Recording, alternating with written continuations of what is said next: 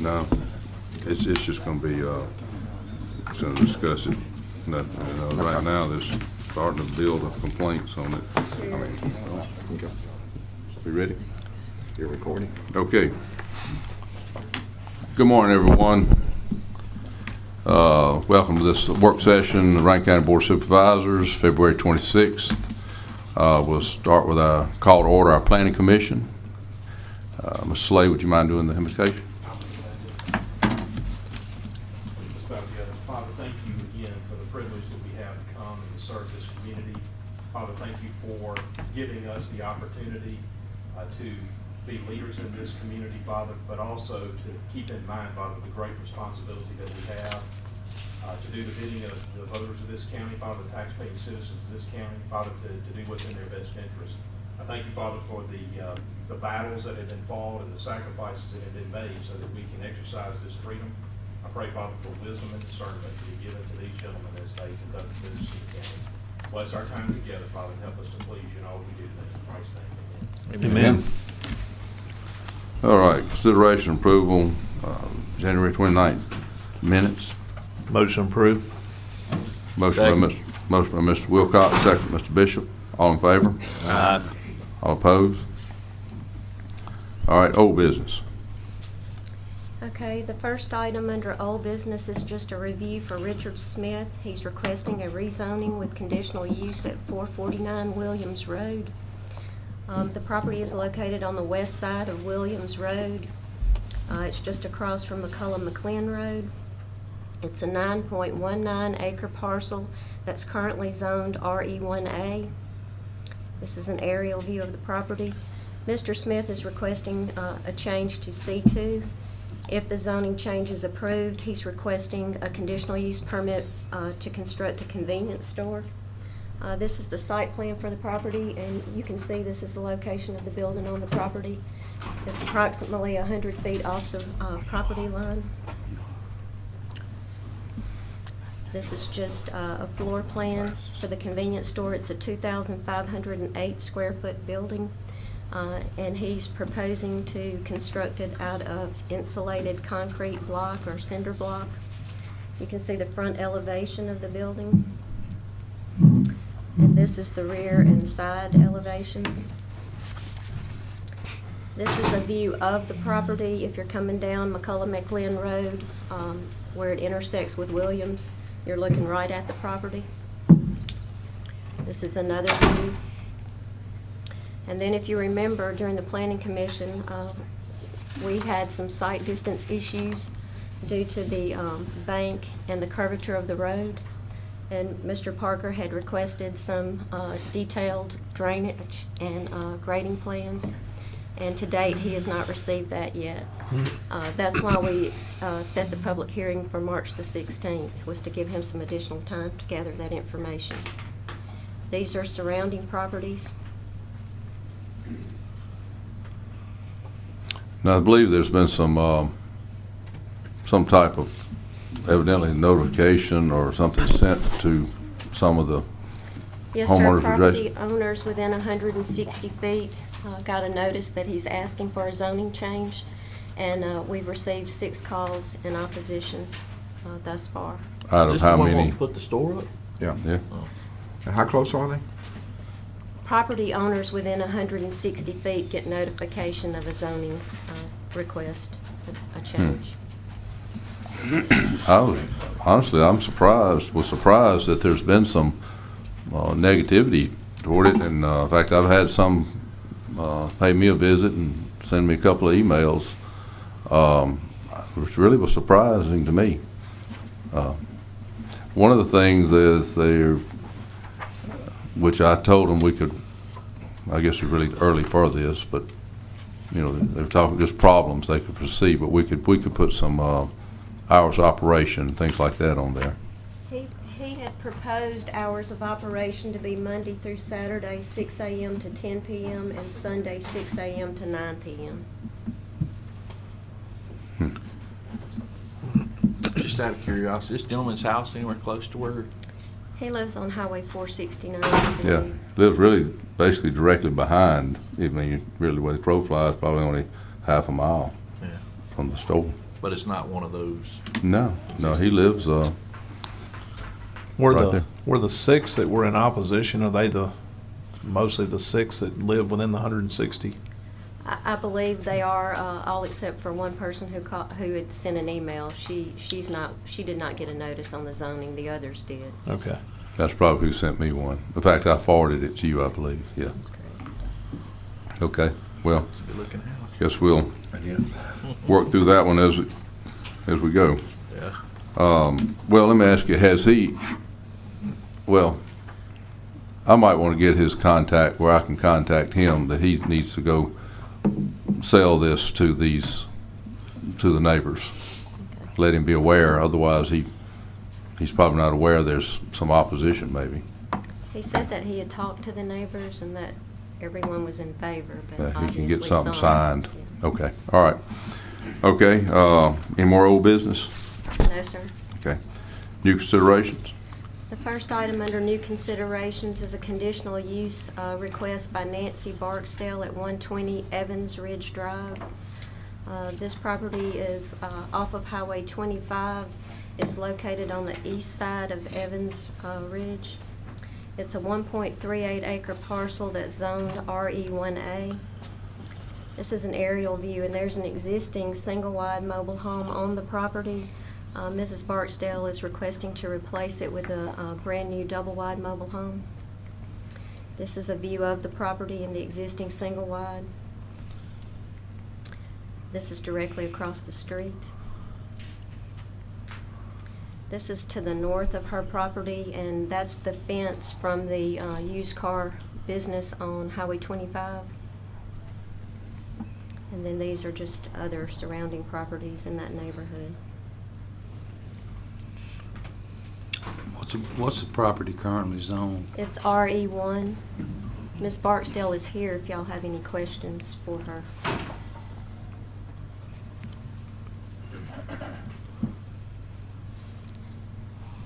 You say it was a brand new Double wide. manufactured home she's putting in. Yes, sir. I'll make a motion to set that public hearing for 4/6/15. Second. Motion, Mr. Johnson, second, Mr. Bishop. Any discussion? All in favor say aye. Aye. All opposed? All right, the next item is a conditional use request by Taffa Porter at 345 North Enoch Grove Road. This is a 65-acre parcel that North Enoch Grove Road actually splits.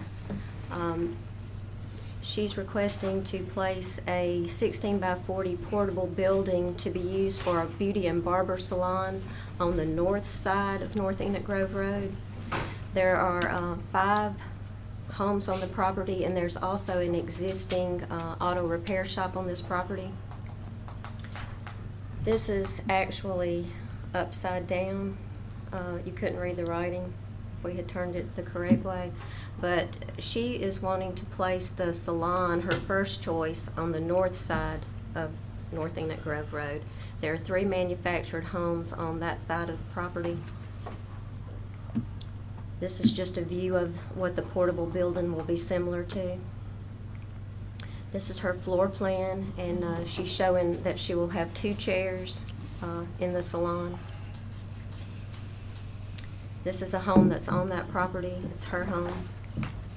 This is the existing auto repair business on that property. It's been there for years. Mhm. This is her great-grandmother's home.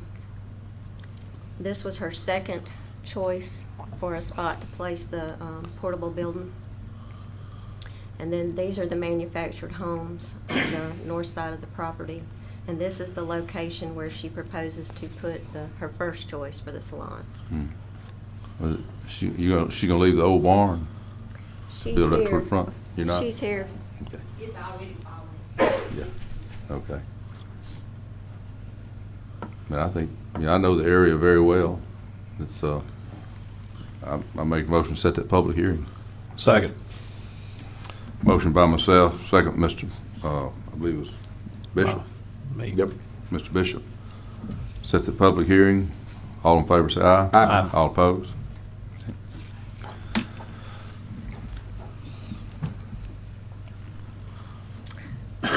Okay, the very last item we had was a discussion regarding a request to add Countryside subdivision, which is located on North Shore Parkway, to the Reservoir Community District. We just compiled this, and the area shown in blue is the Countryside subdivision. We counted 37 houses with 43 lots. 6 lots are vacant. We had received a petition and had gotten signatures from 15 of the 37 households, which is 40% of that neighborhood. And they're asking to be included in the Reservoir Community District. And we just wanted to get your thoughts on that, if you were comfortable with the 40%, or if you would like to see more signatures gathered. Did you have any in opposition, or did? Well, we just have a petition signed by those who were in favor. Since the initial discussions, since the presentation of the initial petition, the folks that are in favor or that are driving this process, who live out there, have come back and suggested that they're going to go back out again and try to acquire additional signatures, Okay. so that that percentage goes up. They have not completed that process. My thought is that we're introducing this to you now, and telling you that there has been an effort to get this done previously, that we reported back to them and suggested they would be well served to see if they can get more Right. signatures. Yeah, they're working on that. They've agreed to do that, so they're working on that now. And so I would anticipate that percentage is probably going to go up. Okay. You know, that seems to be a good topic for some candidates running through there, so maybe we can take this up when the new board takes over. I'll second that motion. Okay, so how do we want to handle this? This is just for discussion Oh. purposes, just to let you know. Oh, yeah, I got you. Yeah, they're back, yeah. they're on the Discuss- ground now trying Yeah, to right. get a little bit more Yeah. support. We're introducing it to you to let you know that they are Is interested that, in this. who's Right. that, your district or And Walker's? have made That's this me. request, and we would like to see them increase that percentage. So let's give them a chance to see if they can get the signatures that they need, and then once we have that, we'll circle back around and talk to you guys again. So you're just giving us heads up right Just now, give what's you going on? heads up. They're working on it. Thank you. All right. Okay, anything under site plan, architectural review? No, sir. No. Okay, well, then we'll set our next meeting, then will be held April 2nd, 2015, 9 o'clock. Make a motion, we adjourn. Second. Motion adjourned by Mr. Wilcox, second Mr. Johnson. All in favor, say aye. Aye. All opposed? Okay, now we'll call the order of the meeting, Rankin County Board of Supervisors. I see we have here, right on top of the list, attendees, Mayor Butch Lee, discuss the multipurpose pavilion property. Who would like to come forward? How are you this morning? Well, pretty good, since we woke up without having all the potential problems we could have had. We had those last Friday, bumper to bumper for about 2 hours time, Yeah. 3 hours time. Fortunately, we got through that. So I guess I'm here to continue a conversation that was begun at the last board meeting to clarify fencing and all these other things before we finalized the, Yeah. I That's think- correct. I think what it was, we had, we talked about fence, and we talked about some, y'all were talking about maybe sharing in some cost. We kind of wanted to get that, we didn't know really, honestly, I didn't know whether it'd be easier for you and everybody involved. We talked about maybe come up with a figure. We don't really, because we don't really know exactly what type of fence we're going to be building. And some areas would be one type, I'm sure, and some would be another type, depending on the site of the fence, of the area. So anyway, just have some discussion with you about that. I've got about 10 slides, kind of recap our Okay. discussion from All last right. time. And I also think it's important that the sheriff have a little bit of input into this. Sure. I'm kind of thinking, I don't mean to speak for you, but I kind of think our views are the same, and I hope they're the same as yours about what the property ought to look like.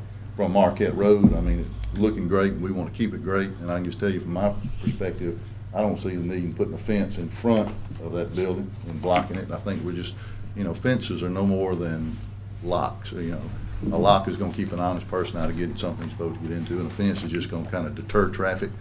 So, I'd like to see it open from the road to where we keep the aesthetics of the road. That's kind of the path we're on, to improve how we look out there. So just to recap, if it's all right with you, we'll just breeze through this. Everybody knows where that property is at. This is a pile of rock. That's fire station, water well.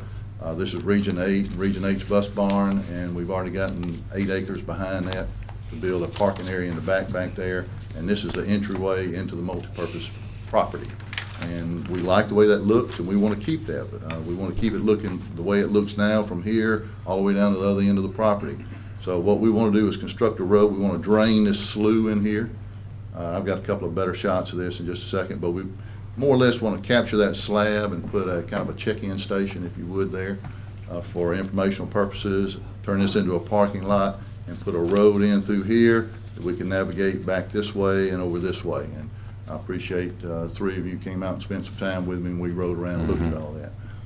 That's the properties specifically that we're talking about, and the real problem we have is getting past where that property line falls on the back side of that.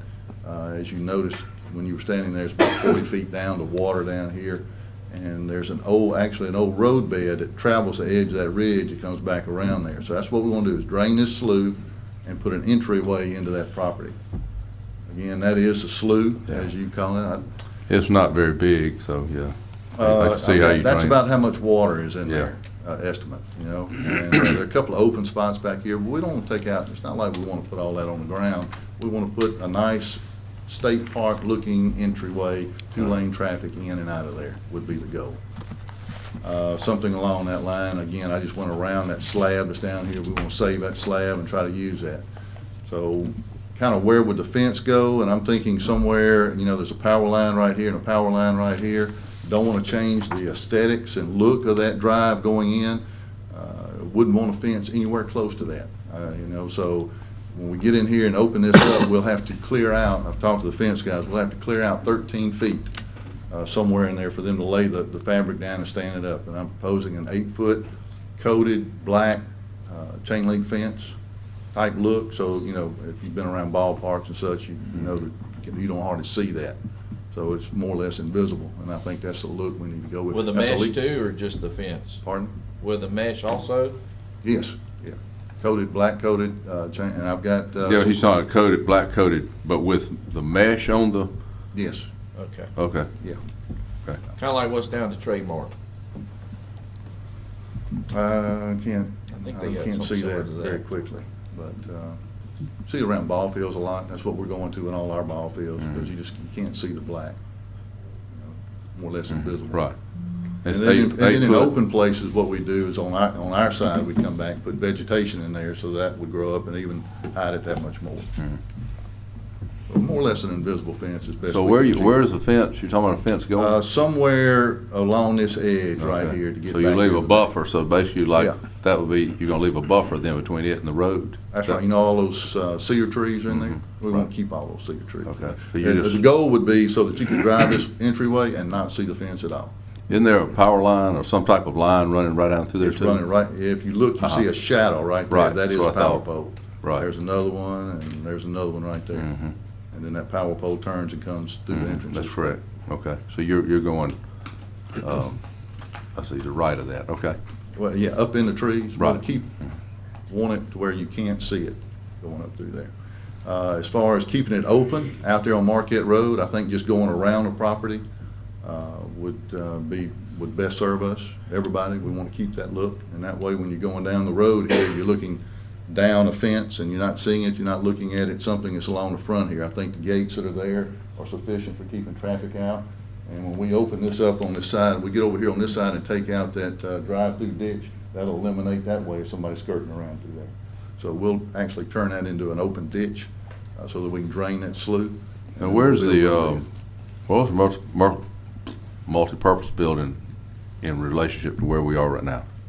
The storm shelter is about right here, square. big Okay. buildings behind it, and then the other building runs all the way back to I that got back you. So corner. you're right talking, there. you're saying not put a fence on the very front to keep traffic in and out of the multipurpose building? Well, there's two gates up there anyway that minimize traffic. Now, somebody could drive around those, but somebody could cut it and drive through it too. Well, yeah, I mean, I could do any gate and fence I that don't know, way. hopefully one day we can actually get some landscaping done and maybe put a iron fence up along there. Something else, yeah. Well, and that's my hope. The way I put the gate, and I painted, I hope you don't mind, I painted yellow, just I don't want nobody to run into it, but if I painted black, somebody run over it. But just keep the traffic down at the storm shelter, but we put it right on the ditch, so they can't drive through those ditches, but eventually I was gonna have some more dirt work done there and plant some grass and make it all look a lot better than it is right now. Yeah. Of course, when it starts to move back up, or you good with the yellow gates like that, like that? For the time being, because it is a hazard to drive, somebody turns in there at night, and they will run through them. So, we'll get there, and I would say that we've hired a landscape architect that we have on staff now, and we'll work with you to do that, but I think just vegetation along that road bed would be fence sufficient enough to keep vehicles from trying to get around that gate. I don't know. They can't get around right now, they're because of the ditch. Now, they can get Well, around I the wasn't other. really thinking about trying to keep vehicles out, just making it look good, I think it looks good and clean now. I mean, some vegetative hedge and that type thing. It'd be nice if we can make a nice entrance, put us a little archway over there and have our name up Are you there. talking about the storm shelter or the pavilion? For both, I think. At At just the entrance that of the storm Marquette shelter, right there. Marquette. He's talking about just at the entrance going into the whole storm shelter / facility. No, I think they there- keep the storm shelter, keep it shut, everybody has to go in and out the pavilion. Which is the one on the Right left, next to where his, the one on the right. yeah, Hmm. yeah, right there. That's the one everybody uses to use the pavilion. Yeah. Use anything unless there's a pavilion going on. It's gonna- Okay. Trying to save that parking lot. Okay, all right. How do they get to it? Well, they can still drive in. You drive back around, but it's not. Right, that's true. I got you. Okay. So as we develop trails and bike trails and mountain bikes, that's what we don't want is for kids or adults to be back in those hills in the back, and then all of a sudden you've got, circle of wagons, kids inside the building, for instance, on bicycles. We don't want that. You don't want it either. So it's just a way to minimize that type of traffic between the two properties. Well, I guess, then what was the question that came back then, I think initially was, we were talking about a fence, you were talking about a fence. Where did the sharing costs, are you paying for it, or how? I think that was where the issue came up as far as something to do with the property, and, I mean, isn't that what the discussion was Yeah, last? well, originally, when Craig told us, I don't think you ever said it when we were meeting with you, that y'all were willing to participate financially, but our initial discussion where y'all were, be willing to contribute something. We're good with a 50-50. I kind of expressed that from the board. I've kind of polled the board a little bit, and they go, to a limit. Now, we need to figure out what that is. But I'm thinking because of the limestone, I've gotten a couple of quotes and fence guys out there. It's 3,750 feet, that line that you see there. So just say it's 4,000 feet. And the one thing they hadn't looked at, they don't know the rock that's in the ground. So, you might run into some problems with corner posts and other things when you begin to erect that. But I'm thinking somewhere between $60,000 and $70,000 is what it's gonna take to build that fence. I mean, have you gotten some rough Yes. costs? Are you talking about just on two sides of it? That, all the way around. That's all- All the what way you're around. showing in the check, Right, That's, okay. an 8-foot. That's an black 8-foot coated chain black link coated fence. chain link. Yeah. That's around ball fields, basically. Looks No. very. Well, around that Around property. what you No, see. no, what I'm saying Oh, is yeah, that's. yes, I you're right. understand exactly what you're saying on that, Yes. yes. Which is very pleasing to the eye too, but. I think well, that's fair. Yeah. Mhm. Mayor, did you say 60 to 70,000? I believe so, that's right. I have a quote right here to substantiate that. That's installation and everything. That's Yes, turnkey. That's correct. So if you want to do something up to, if you want to do up to 30 and us whatever it takes above that to handle that, then we'll handle it. on Or our can you end. say we'll equally share in the cost of the chain link fence? Not to exceed. Okay. Either way you want to go.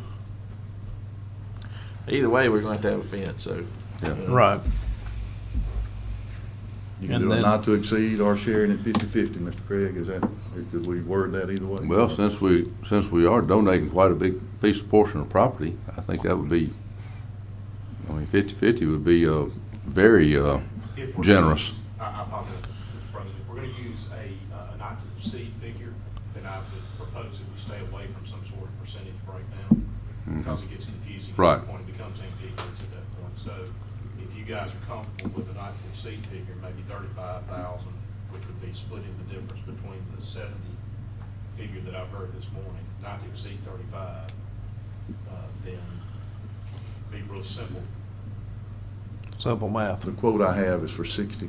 The problem with that is they're not taking into consideration what's in that ground. Right. And I know that. When they start trying to auger and everything else in the ground. That's right. I'm easy, I don't care. So, Whichever y'all decide. When did you become easy? This morning. Somebody slipped something in his coffee. so with that being said, Okay, yeah, Where we stand now is that you guys have already approved the transfer of the 5-acre piece, conditioned, obviously, contingent upon us arriving at an understanding with I'll respect to the figure. fence. Right. It seems to me that we have a meeting of the minds on the fence. And so I would suggest that we simply reflect in this transaction that the consideration from the county for the transfer of the 5-acre piece of property is for a participation in the cost of the fence, which we estimate to be $35,000. not to exceed, not to exceed. So that can all be documented. You good with that number, Mr. Bishop? That's fine. Everybody good with that number? great. Okay. All right, somebody want to make a motion? We need to add that item to the agenda to move this forward on the fencing. All right, motion made to add this item to the agenda, by Mr. Wilcox, Second. second Mr. Just Bishop. for clarification, who's donating the 35,000? This is going to be coming, well, based on what I heard the mayor propose, I'm simply outlining what I've heard. My understanding would be that Brandon will contract and secure the installation of the fence. The county will contribute $35,000 towards that cost. All right. We can work on the details, whether we pay What's- now or after they get all of that stuff settled out. Either way, if it works for the city, is fine with me. What's the value of that I land? say after What's the value installation, of that land? we supply invoices and documentation of that. Hey, does anybody know the value of, just a rough value of that land? Well, at this rate, you're talking about the equivalent of about $7,000 an acre. Brandon paid $9 for the property. 6. I'm sorry? 6. 6 for the property around. Okay. So it's Say six- very comparable to 6,000 the acre. market value of that property. You're looking at about 30,000. About a wash. It wouldn't call for any wetlands mitigation. So that little pond, little. It's not that little wet. water. It's a ditch. It's not really much to it. There's water in it in There's- mid-July. Yeah, but if it had a way to drain out, it wouldn't be any. Come on, Walter, you don't have to cause any problems here. It's gonna Yeah, be problems for them. it's not very Trying to get big. Buster some work or something? We are transferring ownership of that property to the city of Brandon. Yeah, I was trying to establish a value that the attorney had put on it. It was worth a whole lot more a few minutes ago. Now it's not worth much. all right, well, I mean, is any other, motion is made and second by Mr. Bishop. Is there any discussion, more discussion about, I mean, are you bringing up something about value and all? I mean, what, anything else? Any more discussion? Any? It's just to add it to the agenda, I think. That's true. That's true. We just added it to the agenda. Okay. Motion been made to add this to the agenda. Motion is second. All in favor, say aye. Aye. All opposed? Okay. Okay, so how does this need to read? Thank you, gentlemen. And Mr. No, Craig, you've got. hang the on one proper- second. It's been added to the agenda. The motion is that the contingency with respect to the transfer of the 5-acre Swamp. property Let him put has the now whole been fence up, huh? satisfied arrangement with the city of Rankin, whereby they will install the fence, present an itemized bill to us, and we will contribute up to $35,000 towards the cost of that fence. So the motion is to approve that contingency so that we can transfer the 5 acres. And I'm supposed to remember all that, but I make that motion. Before we get to that motion, would this not be just something that we donated the property, you just the rest of those yours, you just put the fence up? I mean, really, why are we getting involved in? Well, we still gonna have to fence in our area, you know. This Which is part? All of it, the whole thing. So this is, they're gonna participate on covering Which- part of the cost of it. Which part is our area that showed up Well, I mean, We want to we're secure, going to put a secure the blanket around entire, our whole facility, Oh. I think. there? I thought that fence went around it, That's what separated it this out. is. that's Huh? what it is. That's what this is. This is to do from Oh, you- Marquette to Marquette. Right. You're saying we're gonna do it anyway? Yeah. Yeah. Okay. Mr. President, I make the motion to approve. Well, have you made the motion? Yes. We ain't never made the motion. I We made ain't the never- motion. You made the motion, we've not made a motion to, I ain't got a second. I say. All right, second, Mr. Bishop. Okay. All in favor? Aye. All opposed? Okay. And you've got the property description? Yes, sir. Okay, thank you. Thank you, Board. 5 acre piece? Yes. Yes, sir. Okay. Yeah. Thank you, Mayor. Had that surveyed and all that's taken care of. Yep. Okay. Thank you. Thank Thanks for your you. time. All right, thank you. All right, next, Bob Wedgeworth. You've had a busy, Yes, week greetings. there, have- It is a good morning. It was a really good night, as far as that goes. Let's see, I don't know which one I got on, vector control, I guess we'll take first. Is that Okay. where you want me to start? Yeah. Let me get my, Hey, James.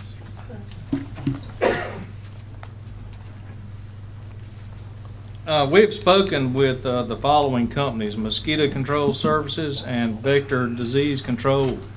Both companies have submitted options for the board to consider. Both can also provide services including mosquito tracking, testing, as well as ground and aerial spraying. All these services will depend on the level of service that the county desires. The guys came down and talked to me. I was told to talk to them, interview them, find out basically what they could do, what they would offer. And it's, runs the gamut. I mean, it goes from just testing, spraying an area where they test, and they found, a West Nile-based mosquito, and just spraying that area, to doing, road miles like we do, leasing our trucks, hiring our drivers, the whole 9 yards, all the way including aerial spraying. So basically, like I said, guys, I've got, there is some representatives here from the company. I've got their proposals, both the two proposals from the two different companies. And, it all depends on which service you want them to provide. And that's where the variable is on, the cost. What are we talking about? Outsourcing our mosquito spraying? I have no, I was told to interview the companies. That y'all wanted me to talk to the companies and find out, what they offer. How many businesses had put in for that service? Two. Two of them? who, Excuse me. when did we come up The with it? companies called the office. We directed them to EOC to talk to them about their proposals and what their cost would be, and if it would be of benefit to the county. Okay. So that is where we're standing. So I noticed that some of the representatives of those companies are here today. This was all because we sent out our advertised for our bid on vector control, but we only advertised for products products, not Service. proposals on companies from Okay. companies. Right. The services from the companies. But Right. they had come and wanted to make a presentation, so we thought it was better for Okay. Bob and them review that, and that's where Okay. we Yeah. are. So I talked to them, and like I said, it can go however you want it to go. I mean, they go out and test, only spray that area. If y'all want to do that, it's totally, I know in the past, one of the reasons why we went with Jeff North is that he would help us maintain our equipment, calibrate it and whatnot. yeah. Will they all do that? They, That is in the bids right now. Oh, That's okay. part of the bids. We're opening new bids on March 16th for the products and included the specs. He has to calibrate the machines. He comes out, he does service accounting. So at this point, it's almost too late to do something like this. Our current bids expire unless you can get it in place by April 15th of this year. That's maybe something to look forward to in the future. I'm not saying not do it, but it's almost too late now. Our current bids expire pretty soon, and we've got to get going on it because they start spraying the 1st of April. Yeah, it's my understanding, and I don't know how many supervisors have talked to the companies, but I think at some point, Janice, and you may correct me if I'm wrong, some of the supervisors may have talked or been contacted by the companies, and I'm not saying, anybody that's here, but they wanted to talk, or for me to talk to them and kind of screen the companies.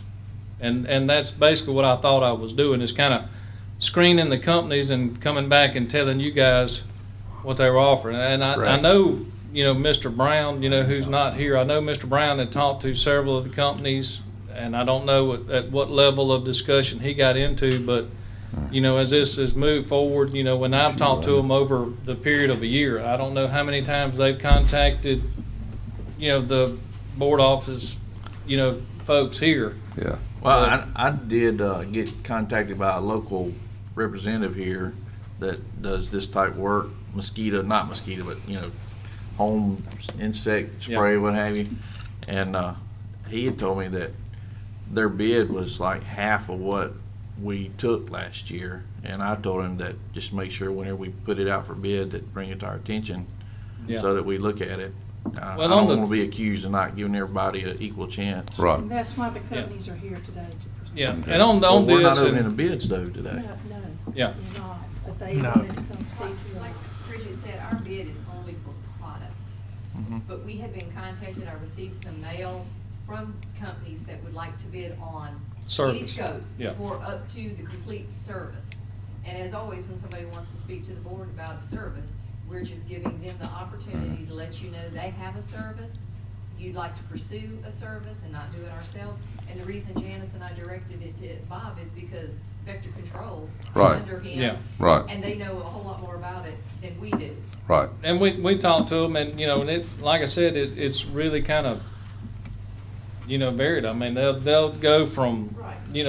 very little, very inexpensively to, aerial spraying, if that's what you want. Well, we're not really thinking about turning over any of this. We're just still wanting to Hey, continue business as we have been, right? Like Bridget said, we've only Yeah. done products, and we're getting too late in the game I think to it's go just an back. option maybe for the future. Okay. Yeah, but right now, we are too late, this All current. right. spring. Okay. And like I said, So I where just are we wanted, now? like I said, I just wanted to bring out, I've got, their company handouts here. If y'all want to look over them, or, the guys that presented, if you want to talk to them later on, That's what these are the two proposing. companies They that, can that do. have came forth.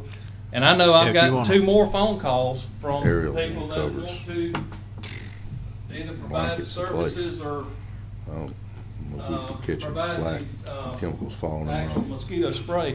Out of And- curiosity, have you looked at the cost, if we wanted to go that direction, where we would be? Environment.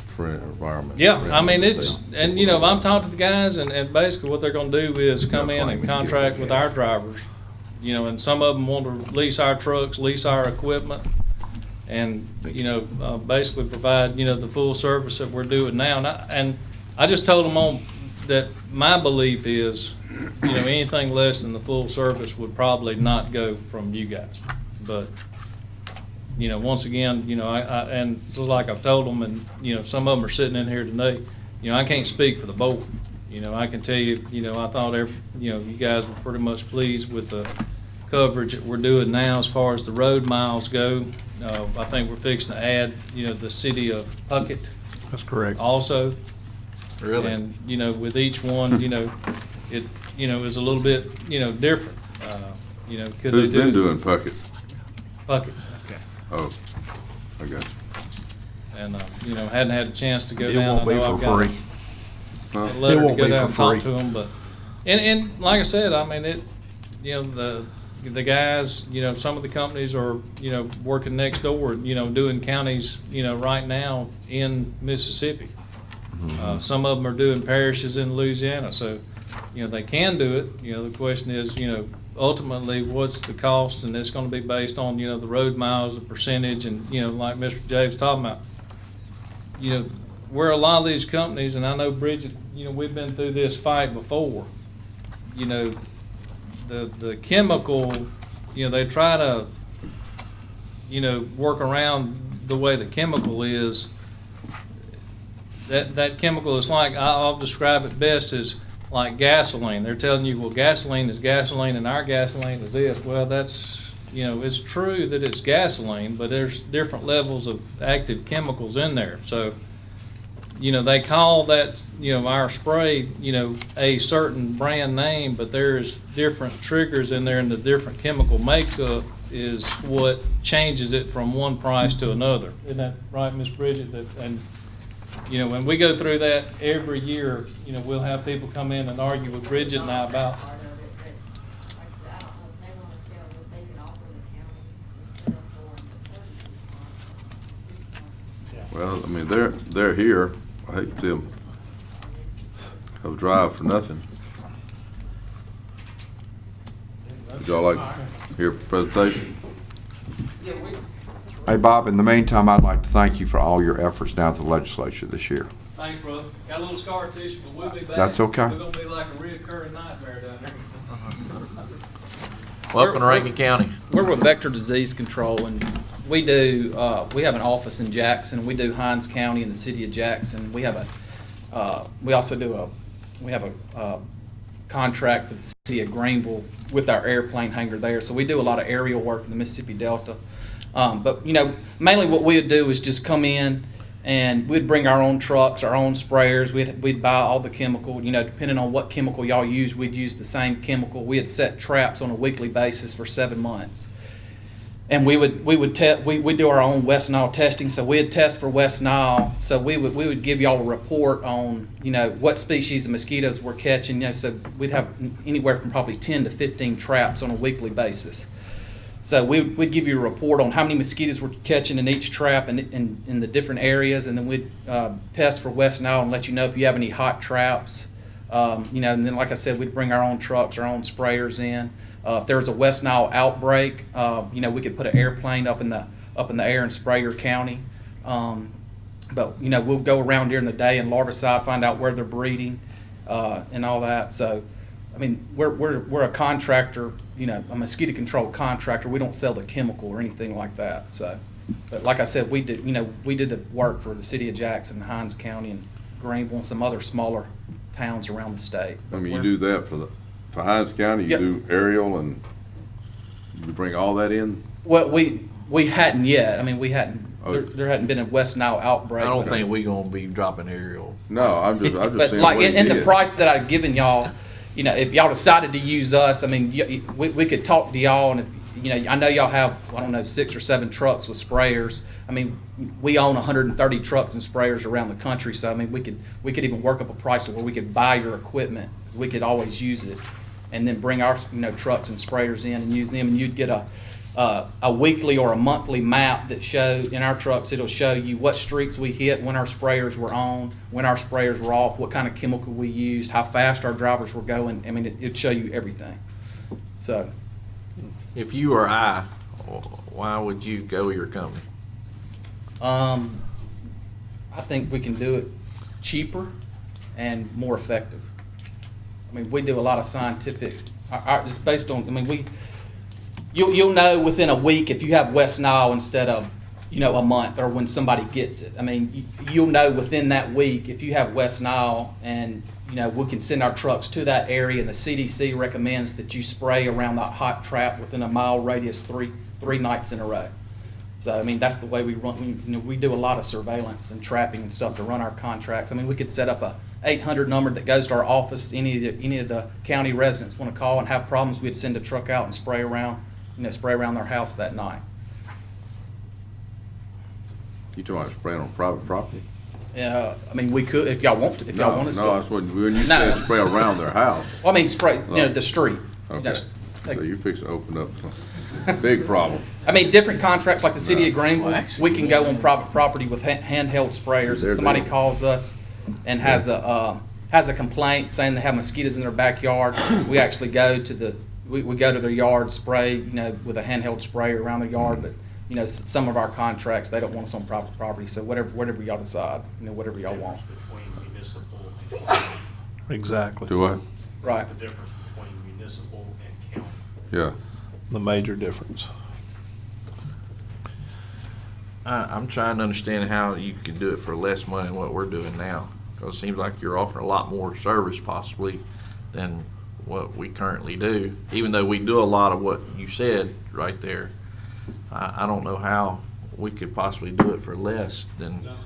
Chris, he's the operations guy. He's the operations manager for the territory, and he runs the city of Rankin. My name's Chris New. I'm the regional director for all of our operations in the southeast. One reason is we already have 7 trucks in the Jackson metro, and then if we were to add on Rankin County, that may add another additional 5 trucks. We could combine resources. We also are a nationwide contractor where we get considerable discounts on chemical, and we probably pay a lot less for the same chemical than a lot of municipalities pay for that chemical. So because we are the size we are and the chemical breaks that we get, in some cases we can be competitive, quite so on our price compared to what you're paying right now to do it in-house. Do you use, and I'm looking at this, I guess this is your price here, and this is kind of getting off base, but I want to touch base on this. So you're saying use your own vehicles and your own drivers? Is that how you do that?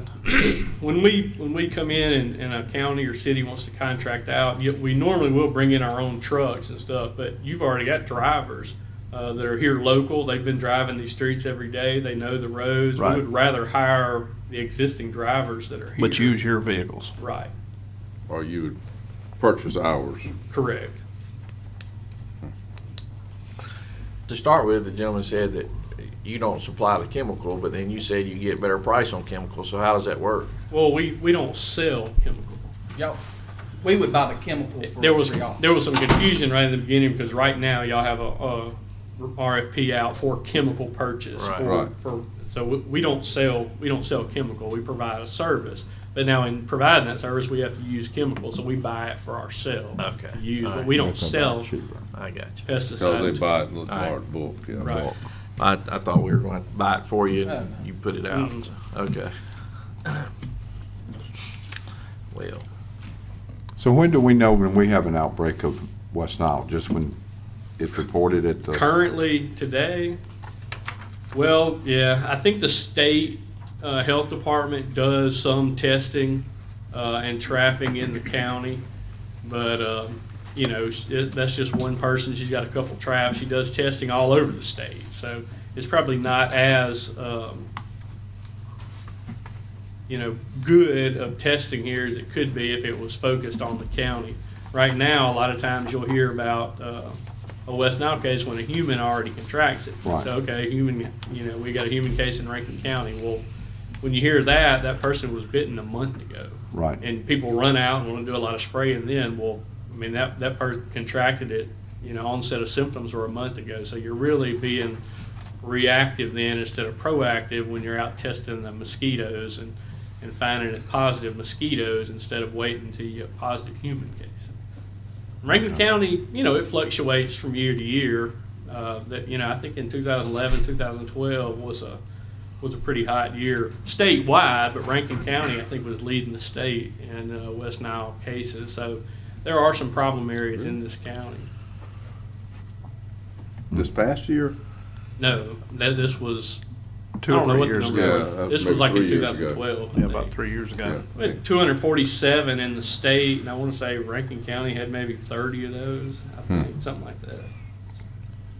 we like to lead the way. Yeah. A lot of those were city mosquitoes. Yeah, Yeah. a lot of those were city, for sure. But in Hines County, you do the rural area there? Uh-huh. did. Yeah, How we long just have did you the been doing it? unincorporated area, and we do like the city of Edwards and Utica and Raymond and Jackson within the county, but they're all different little contracts. I mean, we do the city of Chicago all the way to Utica, Mississippi. I mean, we can handle anything.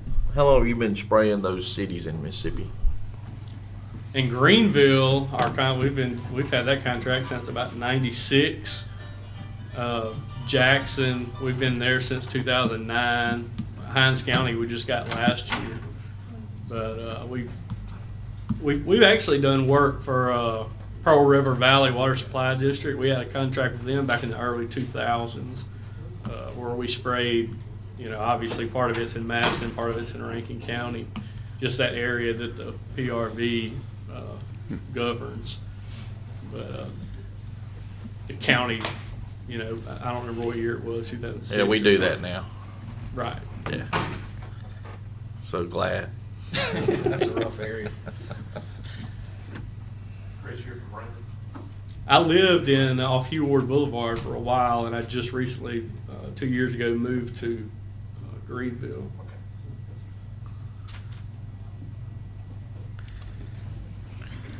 How effective is spraying for mosquitoes from the street?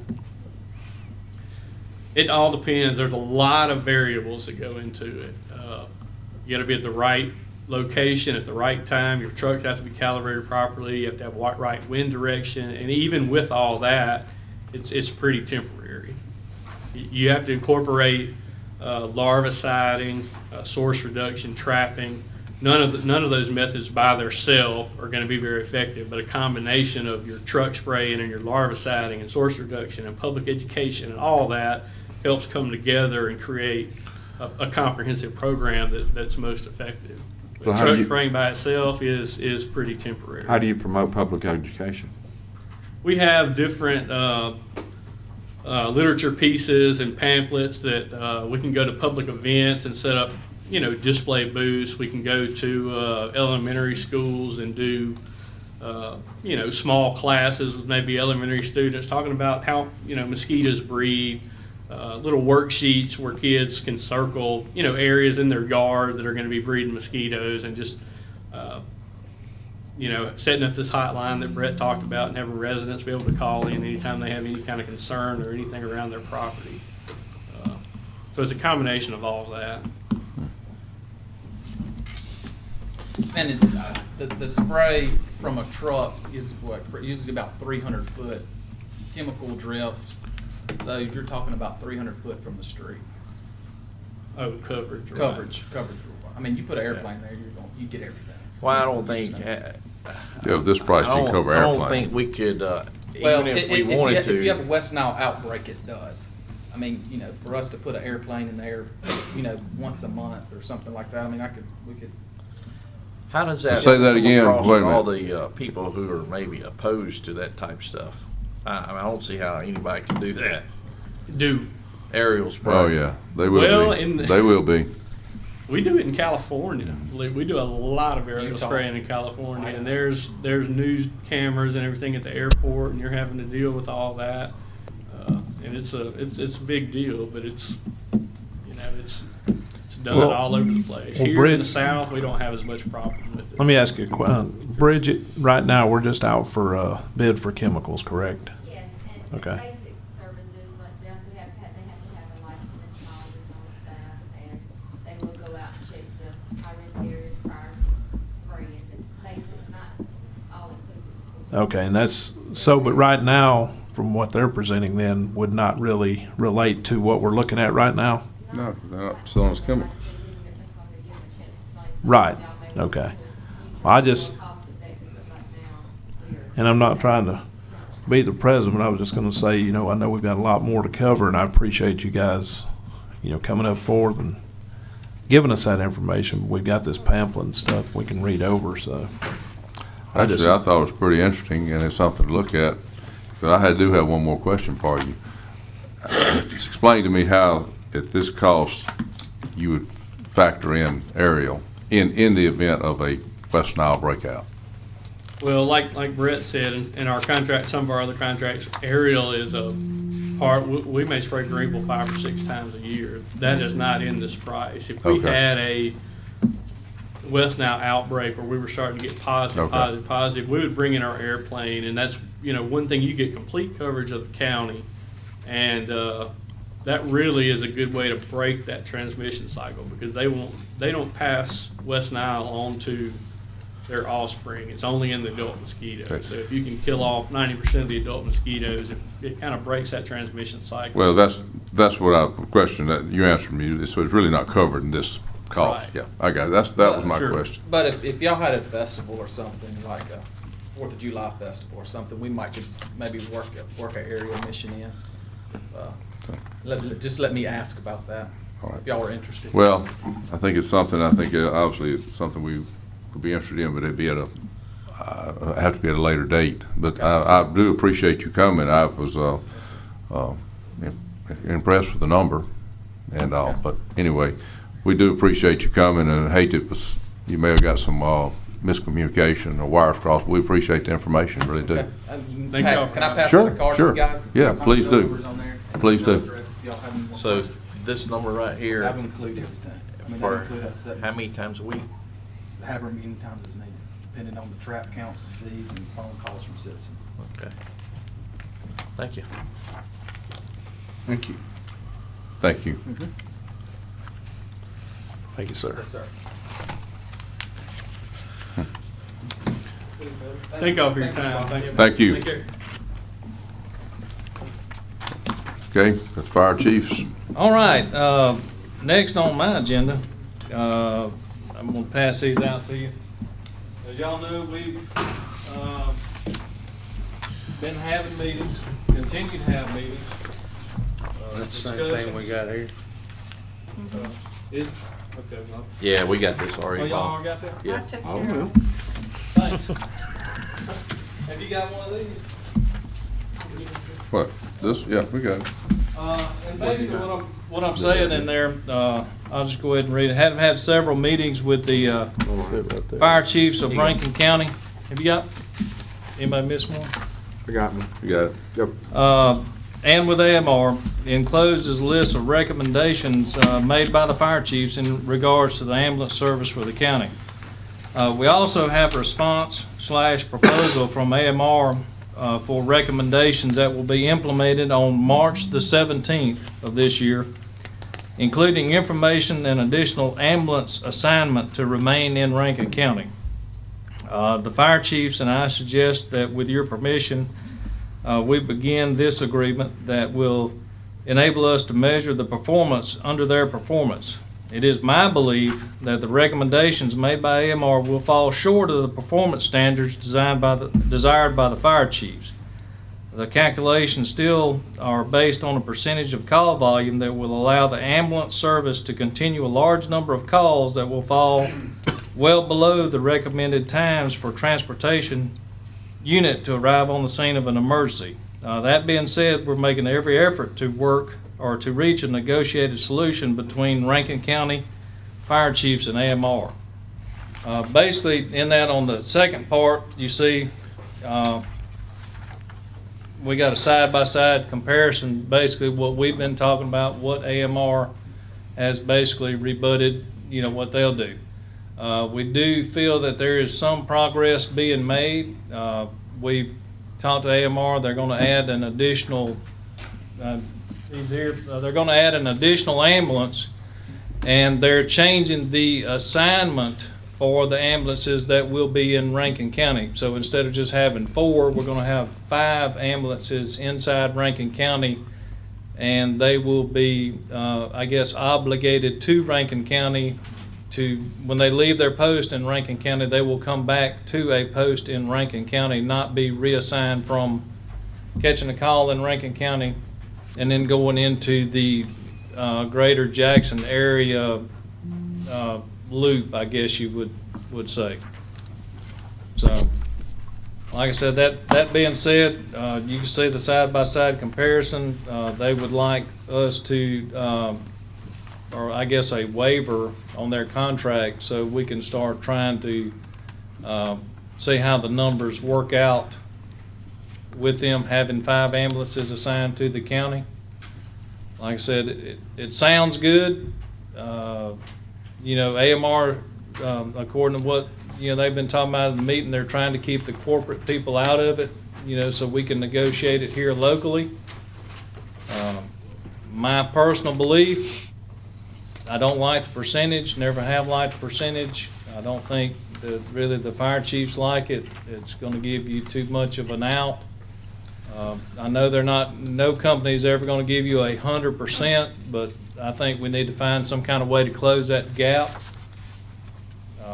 How this works, and this may be great. I know they have the resources to show or to analyze, based on the run volume, the calls they generate and the different areas. They've got a lot of people to do that, but, I'm just telling you from, having enough scar tissue, and I know y'all got some scar tissue too from, some of the ambulance, times. I think there's gonna be an air gap in there on the services.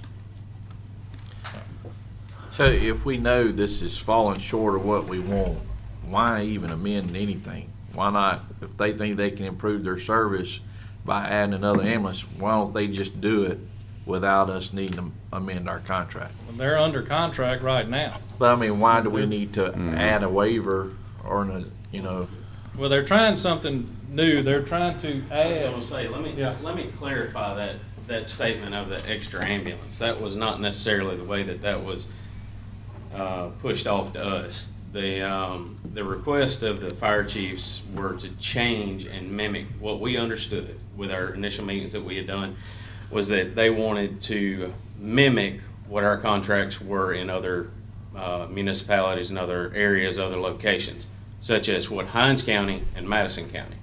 We made the statement before, we are not particularly fond of this contract because of the way it is set up. It's something that we just adopted and started working on when we took over when Acadian left.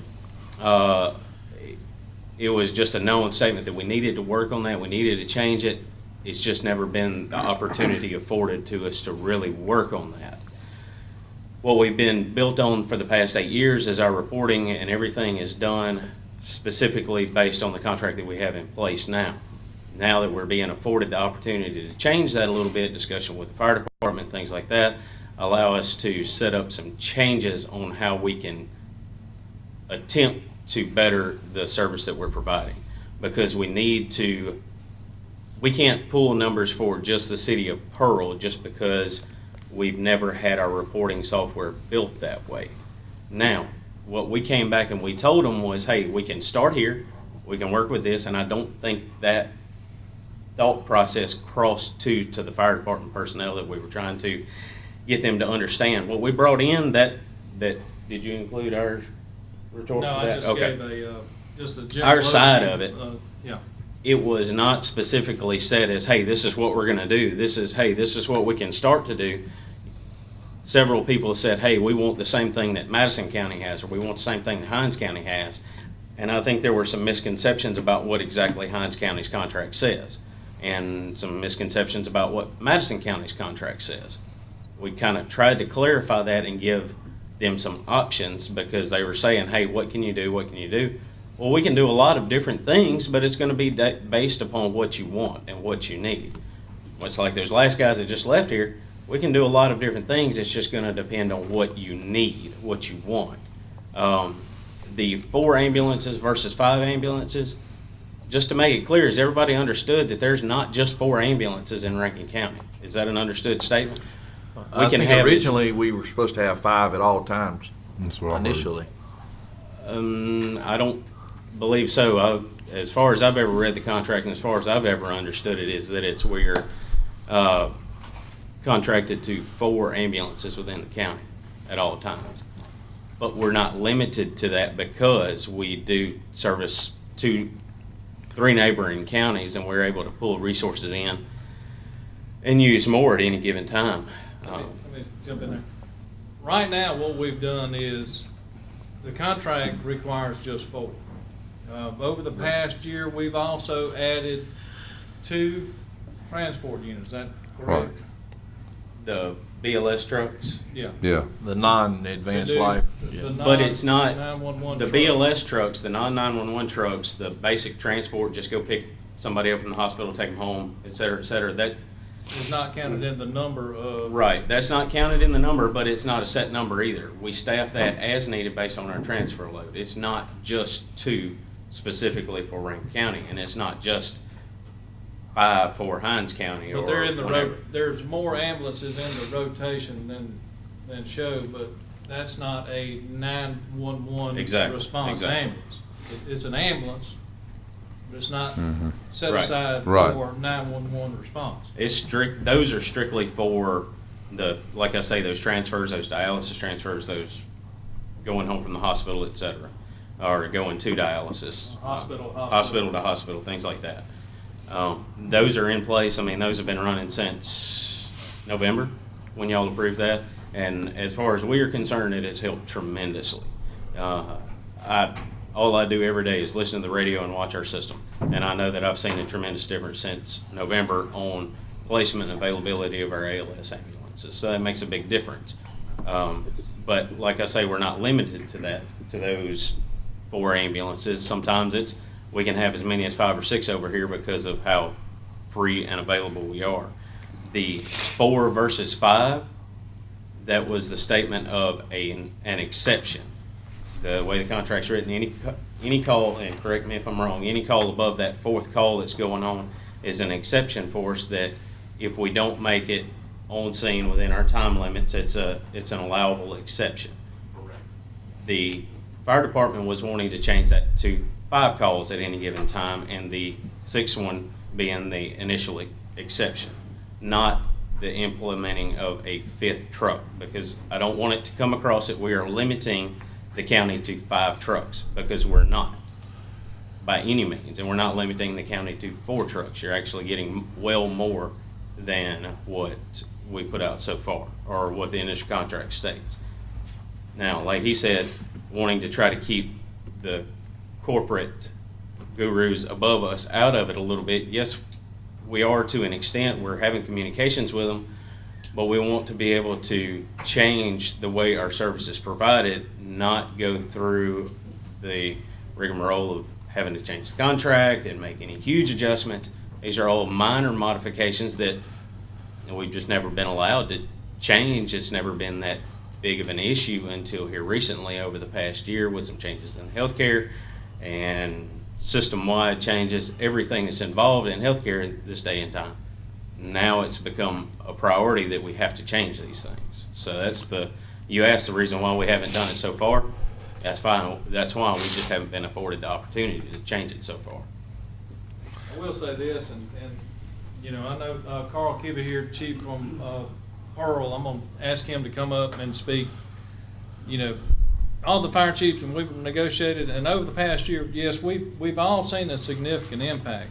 And the chiefs that represent your districts out there during the meetings, the call volume over the past year has gone up 27% for every fire department, and that's on average. Some of them as much as 57%, depending on where they're at.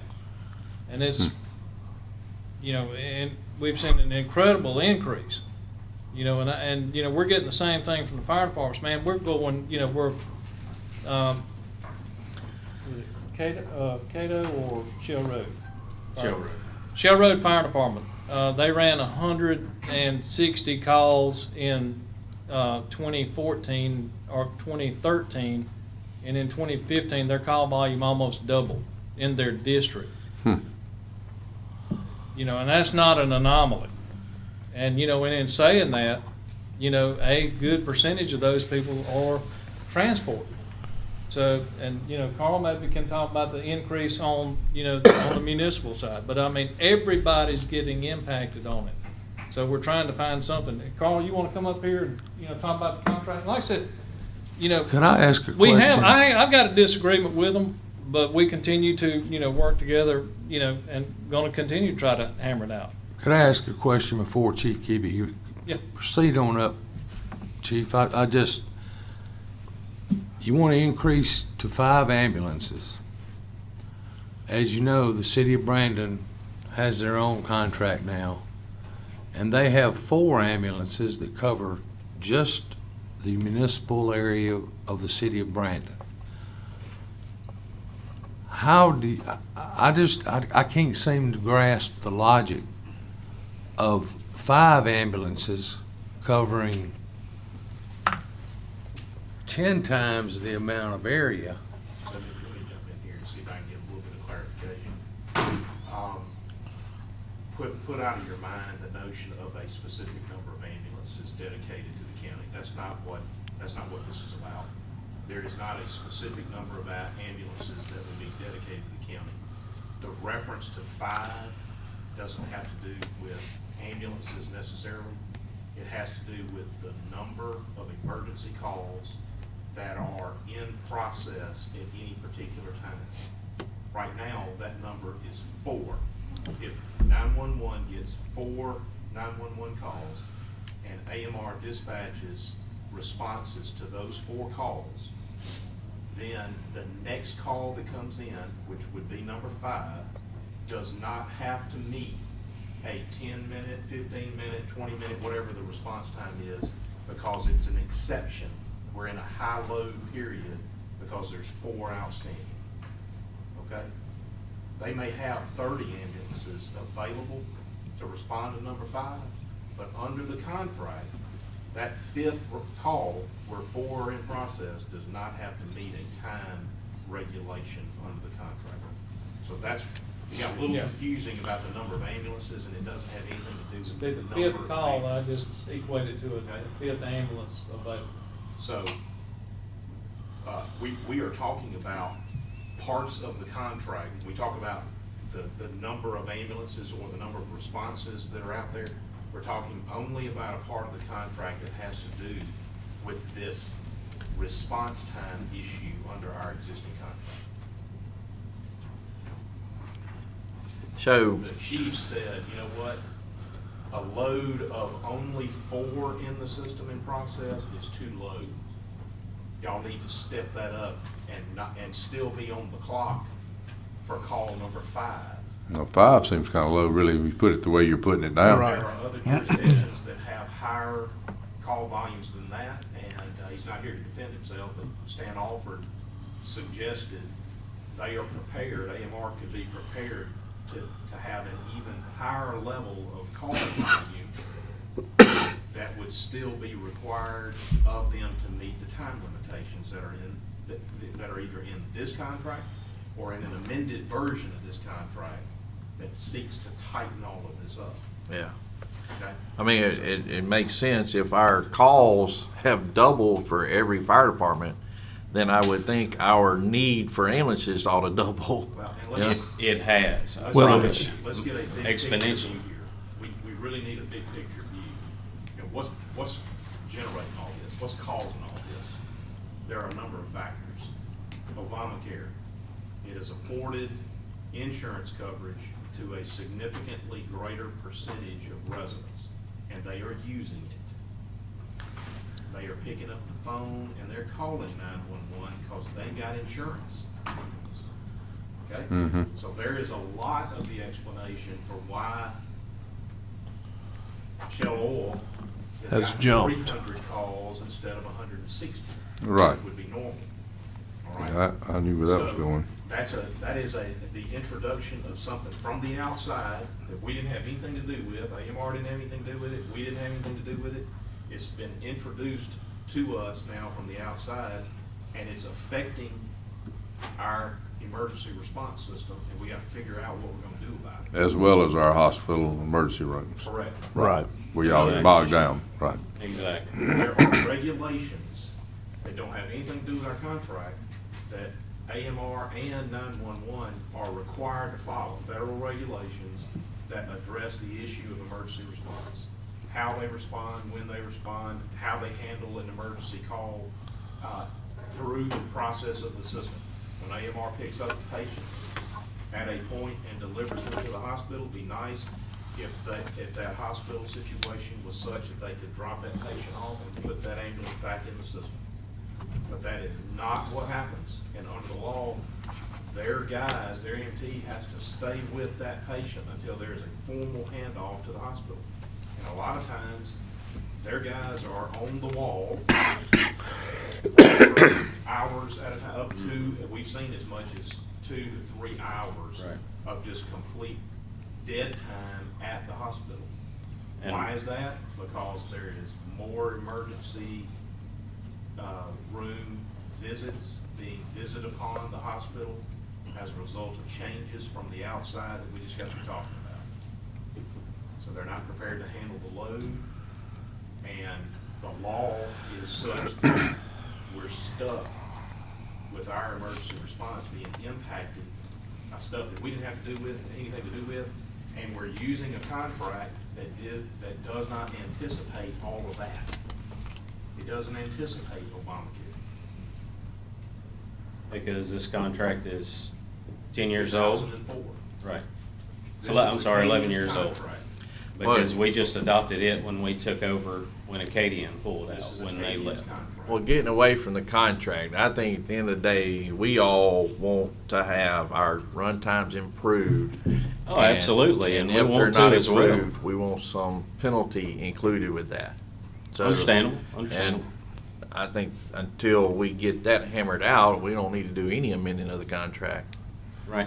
Well, that was, I mean, that's what Bob was here just briefing you on it, as far as I was understood, is that it's a work in progress, and I mean, we're willing to help. I mean, we understand that we are still contracted until the end of 2016, and we have every intention to continue that contract, and we continually strive to, I mean, I see Bob every morning, Monday through Friday, well, almost every morning. And I mean, it's a constant work in progress to make sure that we're meeting those needs. Like I said, the huge change of just in November of adding those ambulances that take away those basic life support calls has made a huge impact on us. I know you alluded to City of Brandon. I'm not even going to begin to discuss that because there's way too much of that way above my head that is just, it's out of my purveyance. That as far as money and contract and subsidies, and that's not what I'm here for. We're Well, you contracted, talked and about we're staying to Rankin County. We want to serve Rankin County. We want to do what we can to make sure that we're doing the best for it. On top of the contract we've already got in place that we know has holes, has flaws, have problems, that we need to fix those problems. But what we're trying to do right now is to keep that without having to alter subsidies for the county too much, unless that's what you want to do. Because when it gets to that point, it comes into a large change in money and recontracts and things like that, that if we need to, we can, but if we can fix it without having to do that, that's what we want to do. Well, the thing that I've noticed, and I know this is true because they pulled some sheets and gave them to me that I think is, I know how you work in some of your percentages, in that the call was at one time, but the dispatch time of the unit was a different time. So then you go, say, well, no, we were there in 10 minutes, but the call was 38 minutes earlier. Right. But when the ambulance gets there, the driver's saying, we just got the call. Right. And I've had them document these and give it to me of calls where they're standing actually on the scene. Right. So that's another way you're kind of a little white lie on your percentages, because it looks like No, you we- got there we in 10 count- minutes, but you really didn't. We count it from the time we receive it to the time we get on scene. The response time is irregardless. That is for that unit and some specific Well, then- internal responses. But when we report it, it's based on when we receive it and when the call Well, then when it gets on it's scene. totally unacceptable then that some of these, somebody on the side of the road in 39 minutes, and they're on 49 in Richland. I agree, and like I say, I mean, if we're overloaded, ambulances are a finite resource. If we've got what we have and what we have is available. But that's what I'm saying, that is unacceptable to be somebody in an accident 40 minutes Absolutely, later. and that's And what I we're trying to understand work on. I understand the problem in some of it. I've been to the emergency room and seen, and I know you can't leave somebody there until they're admitted in and the emergency rooms are crowded, but that's where we got to come up with a compromising some way. That's what the citizens want and what we want. We don't want somebody out there 40 minutes Absolutely, in a and state I mean, of that's what emergency. we're trying to work on now. Right. I mean, trying to prevent, but like I say, the last thing I want to do is limit Rankin County to only 5 ambulances or only 6 ambulances. I'm here, I live here, I want to be here. I don't want to Well, that's what I'm saying, is that jeopardize what we five, got that number 5 is explained the way you explained, that's not enough. going. Absolutely, that's why we don't limit the county to that. That's why we pull from Jackson Resources. That's why we do utilize Canton to go to Lake Harbor and Leesburg areas, and that's why we use Mendenhall to go to Puckett Right. and, Shell Road areas quite Right. often. It's Where we because are- those are closer, and we know it's a better resource to do that, and it's a better service Right. to the people for those I areas. think where we are today, just to kind of put a bow on this conversation, is that we wanted the board to be aware that there are a lot of discussions that are ongoing with AMR now. We're trying to work through some issues. Mr. Kibbe's here and can help us sort of get a little bit of feedback from the departments themselves. Okay. I don't want you to be left out of this, Paul. Yeah. And I appreciate the fact that the departments are willing to step in here and be on the front lines of the discussions. These guys have to interact with AMR and emergency response situations, so they get to see it up close and personal, and they sort of know what some of the issues that need to be addressed Right. are. And so I appreciate the fact that they're here. The whole purpose of this discussion is to let you guys know that we're working on it. When we get to the point of we would like to try some things with AMR that have been suggested, I think my perception from the chiefs was these are some suggestions that we think may work, but we've never been in a situation where the contract allowed us to try that. Okay. You follow?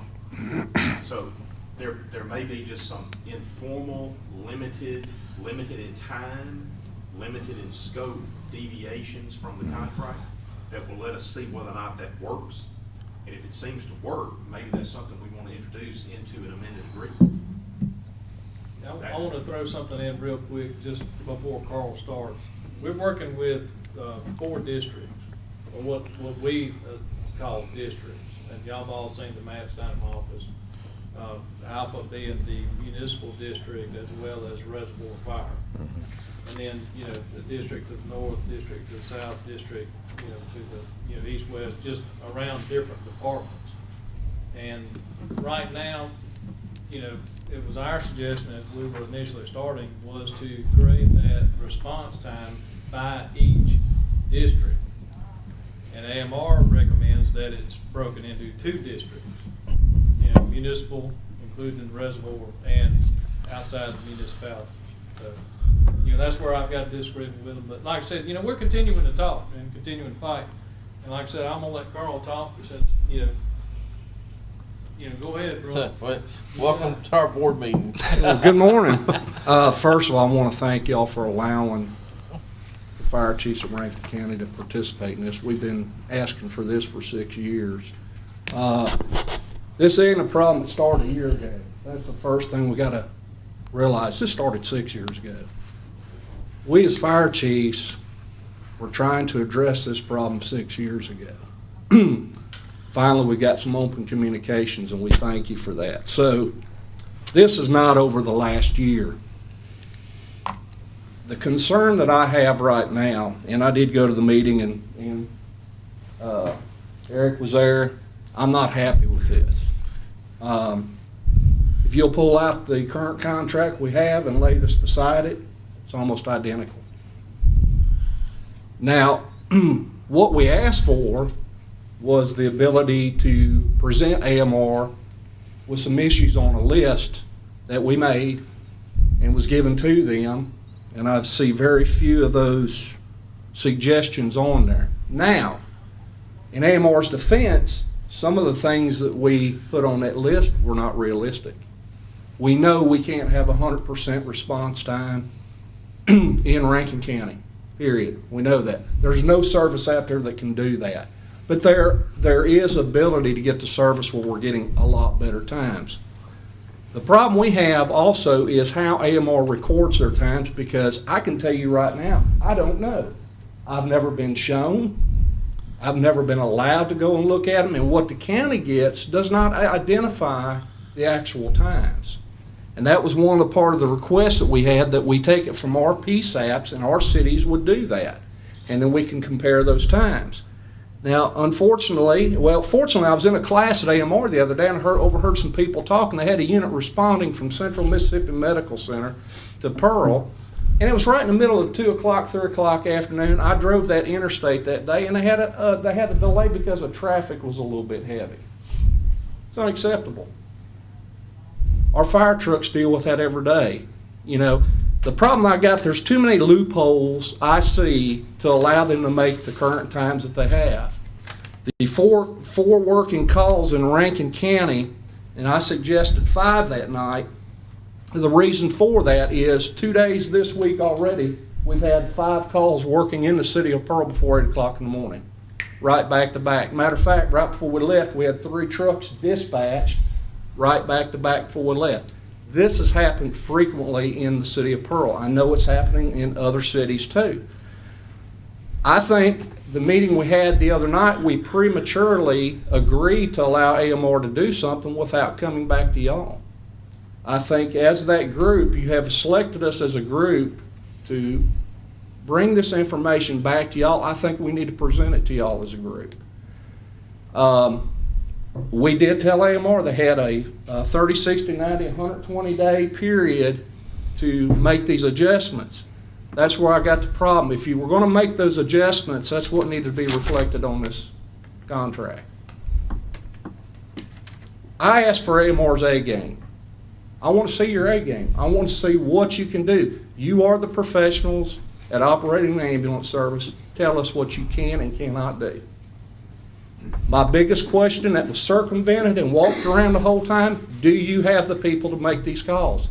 Do you have the crew members to get on these ambulances? The response I get every time, they only graduated, or we're down 253 paramedics in the state. Okay? How are you combating that? If you're expected to put more trucks up, how are you going to do that? You're telling us you're going to put more trucks up. How are you going to do that when you tell me your answer of 250, we're short 250 medics across the state? How's that going to be achieved then? So I think a lot of unanswered questions are there, and I still think we got negotiation period. I think that we need to get, as a group, as you allowed us to do, this group come together on common goal, because I can tell you, none of the chiefs in that meeting agreed. We didn't agree. We didn't have the same opinions. I know me and Jeffrey Wellburn didn't agree. I know Jackie from Star, he had questions, which he should have asked at that point in time. I still think we've got to negotiate a little bit better, and we got to fine tune and get it down to what we're looking for. If we're going to ask for 10 minutes, if we're going to ask for 15 minutes in municipalities and 20, we need to set, you're going to make it 80 or 85% of the time. How you do it's up to you. We don't need to design their response style, because what's going to happen in a year, well, this is what you asked for. Now, I want you all to tell me what you can do. Now, we've got these requirements that we want. If you've got to hire 30 people to make that happen, that's your decision. Right. If you've got to put 15 trucks up, that's your decision. But Chief, have y'all as a group decided on what is realistic and what we should expect out of AMR? Well, we had 10 minutes or less 90% of the time. No, you have 100% of the time, which is unrealistic. But, you know, this here, if you look at the old contract, and of course they got in there and said, Carl, wait a minute, this is you can massage this. Why do I need to massage this? I don't get paid as the operations supervisor for AMR. I'm not paid as the district supervisor for AMR. Why do I need to massage this when I'm asking for better response times? And yes, some of the things they're wanting to do are better response times, but why are we creating the operational side of AMR? That's valid. And am I incorrect on that? Because, I mean, that's what I got from the meeting was, you tell us how you want us to run in your county. Yeah. Well, I want better response times. Well, how you go about that is up to you. When I get something that's only 5% higher, and then all the exceptions are still in there for the times to be made, that's a win-win on their side, especially the Florence district. You know, I'm with Bob. If we just critique just a little bit here, I think we need to sit down as a group. This is what we're wanting. Can you do it? Yeah. So we don't have that list yet, though. Well, the initial list we sent them was unrealistic. Yeah. You know, and we wasted 45 days. I'm sorry, but us fire chiefs wasted 45 days, and we wasted 45 days of AMR's time. We didn't get nowhere, in my opinion. That's just me. I'm not speaking for the other fire chiefs. Yeah. But we wasted 45 days. I think as a group, we need to come down. This is what we want. This is what we want. This is what we want. I can tell you, nobody in the class or in the meeting wanted the Sprint truck back in there. It's back in there. Now, I understand AMR's reasoning in certain areas because it is unrealistic in certain areas. But in the city of Pearl, it's not. In city of, well, Brandon's not, but city of Flowood, it's not. We've got medics. And, you know, Not on every truck. no, not on every truck, but Not on every call. not on every call, but eventually we That's why are. we put that in it, but you don't right now. So, And that's why we provide that service free to the county. but The the ability clock to be stops able- when that truck gets there. I'm providing patient care. Okay. If you don't agree with that, when I walk in on scene, 95% of the time, every fireman gets out of my way. As soon as I walk in on scene, pack up their stuff and leave. Am I not providing patient care? Am I not providing the service? You're providing patient care. I'm Okay, not thank arguing you. that point. I'm doing my job. Thank But you. you're stopping the clock. That is the one thing we are afforded on less than 8% of the calls in the county. Then where do we go with, Those calls. then what stops the clock on the other 15% on here? What are you talking about? All right, we got 85%, and we're going with 4, maybe 5 ambulances. Well, this is not the place for this. No. We need to get We need together to hash as a this out. group. My concern is, as a group and as the fire chief for the city of Pearl, that's who I have to worry about, but I'm also worried about this county. I think we as a group need to meet with each and every one of you again before the March 17th date. Well, I would like to, you know, I think several of us, most of us,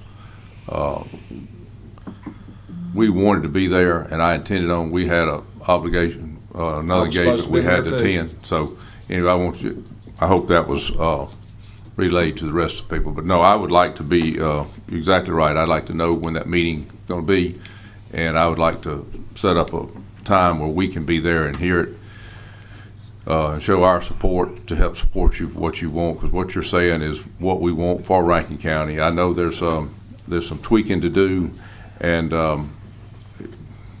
we've got to do it, because I agree with you, some things are unacceptable. So I appreciate you coming forth and being straight up front with us. And And the so other just thing set us too I up. want to add to, Mr. Morrison, is AMR is trying. They are honestly trying to do what we need done. I just don't think, and me and Stan and all this, because I asked them in the meeting, where's the A game? Well, we don't know what the A game is because we're wanting to try to keep corporate out. Well, I need to know, and I think this board needs to know, and this is the question I asked, where is that subsidy mark? If we're asking for a better response time, one, do you have the people that you can do that currently, and where does that subsidy start? Well, that would be on the corporate side. Well, if we're going to ask for 10 or 15 minutes response, that may be the issue. And if it's money, we've got to start talking that now, because we've got to sell that to our mayor. We've got to sell that to our board, because I don't think the county's going to eat every bit of that cost. Right. When over 78% of your calls in the county are running our city. Why should Pillahatchee put in the majority of the money when we're the ones having the I think your cost? board probably wants you to stop right there. But I got to give them the best answer and the most Yeah. correct answer too. I've I'm got to be sure able to Bob will be inform setting them. this up a meeting soon. All right. Hey, Craig, Thank y'all. since this is Thank you, healthcare, Chief. the delivery of healthcare, do we have any healthcare regulations, laws, or anything to deal with this? We have a duty, Follow both state and federal law under emergency response. yeah, we have no ability not to respond to the 911 calls. Right. You know, whether that's you know, and like I said, it affects more than everybody, you know, people don't understand that on the fire department side, on the municipal side, as well as the volunteer side. When you take a fire truck that is running a medical aid call, when the rating bureau comes in and examines the number of calls, it affects their rating because you've taken a fire truck out of protective fire service to run a first aid call. And we get every one of us get hit on that. So, you know, that's just one of many things that, you know, it impacts. And, you know, I think Craig said it, you know, it's really kind of hit us with an unfunded mandate to increase our call volume with no additional funding. I mean, I don't see any other way you could word it.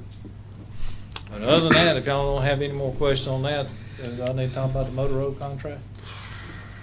Before we leave that, there is a logistical issue that needs to be addressed, and that is if the board intends to hear from the fire chiefs in some sort of formal setting, we need to do that at a board meeting.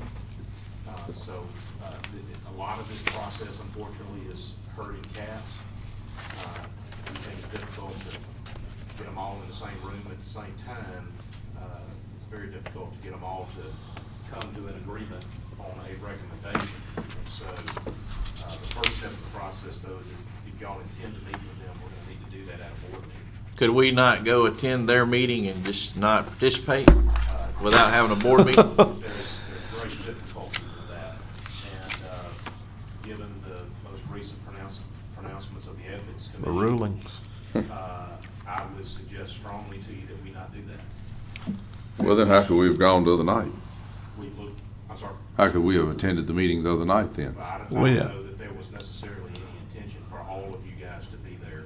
Well, it was an invitation. Yeah. It was an invitation, could've- but I we- think that it's kind of a good thing that we did, and that's why I was asking Craig to bring that up about the ethics, because we don't want to get caught in a trick bag on that. Well, that's true, but I mean, As long as- that was, we could have easily all shown up there, or majority, real easy, because we all had Oh, yeah. invitations, yeah. The rules still are that where you guys assemble for an informal gathering and there's no intent to deliberate, we're okay. The problem is that that's the beauty being in the eye of the beholder. Well, that was absurd, if we couldn't attend that, something's important that for the county. It's putting us in a really difficult position Yeah. as it relates to you guys actually hearing about things in less formal settings. So then why don't we just have them come back at our next work session? We need to Or look at bring some you dates. lunch. Obviously, your next meeting date is this coming Monday. That's obviously going to be too early. Your next meeting thereafter is the 16th. And my suggestion would be that maybe we look at that date and simply recess out of that meeting to a meeting with the chiefs. And whomever else you guys wish to invite there, maybe on the afternoon of the 16th. All right. Well, like you said, it's kind of hard to get you just have to hope you can get as many as you can together. That's going to be the Right. problem. We'll try to Okay. make that- You still do it in, could still do it in the Now, evening, why don't no you see matter if you can what. set it up, Bob, and then Monday we can take action on that, All if right. we can make it happen. We just have to do it in the meeting, in the evening time, just like, because we can recess to the evening, right? Okay. To make sure the optimal amount of people would be We'll just there. work around them, I think would be the Right. good suggestion. And We'll some work can around come and some, them. you know, will have difficulty and some, you know, are able to take off. So we'll just, and like I said, I'm sure some of AMR's folks can be here and, you know, some won't, you know. I'm thinking that we don't need AMR at this meeting. You don't want AMR there? No. Okay. Your request. Yeah. We'll be here if you want us, we want if you Yeah. want. It's actually You going can be at the next one. It's gonna be a public meeting, so. I just said, I think it'd be best they ain't there is all. Well, I don't know why AMR doesn't want to get corporate involved. Because it's, you know, at this point, it's make it or break it. If the contracts due are up in 2016. December 31st, 2016. It's about But, 22 months. and of course, I think there's an out to get out before then. If- Certainly, there are default provisions within the contract, but that's basically asking for litigation. Well, we got an attorney on staff. Thank you, gentlemen. Unless y'all got any more questions for me. No, thank you. Okay, next, Mr. Charles Parker.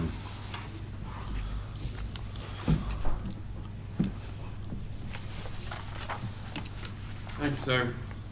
I have two items on here today that I need board action on so I can expedite it through the Office of State Aid.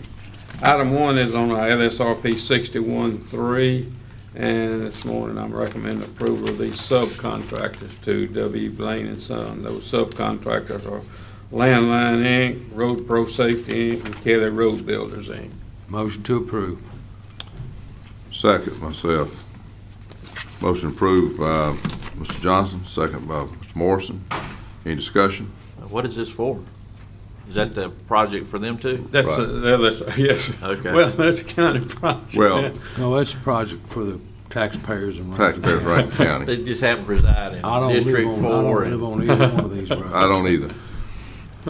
Make that clear, okay? Is that those two projects though we've already been Right. working on? Yes, sir. Correct. Yes, Yeah, sir. the one on Highway 43 North that I've, or old Highway 43 that I've been working on for 4 years. Yeah. Yeah. This is it, baby. Alright. Oh, we're finally getting there? Okay, you got a motion and a We're second. getting there. Is there any more discussion, Mr. Bishop? All in favor, say aye. Aye. All opposed? Thank you. The second item that I have is on our SAP 6116M, which is our big overlay project, you know, about the additional money for state aid.